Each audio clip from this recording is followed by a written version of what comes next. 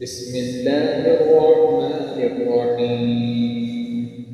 لم يكن الذين كفروا من أهل الكتاب والمشركين منفكين حتى تأتيهم البينة.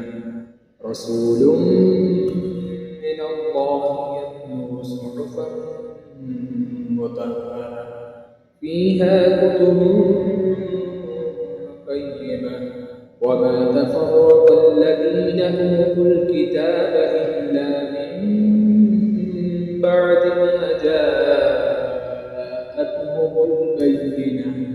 وما أمروا إلا ليعبدوا الله مخلصين له الدين حنفاء ويقيموا الصلاة ويؤتوا الزكاة وذلك دين القيمة.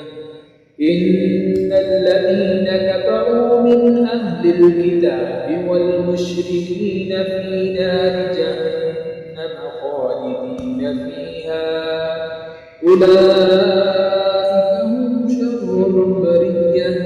إن الذين آمنوا وعملوا الصالحات أولئك هم خير البرية. جزاؤهم عند ربهم جنات عدن تجري من تحتها الأنهار خالدين فيها أبدا. رضي الله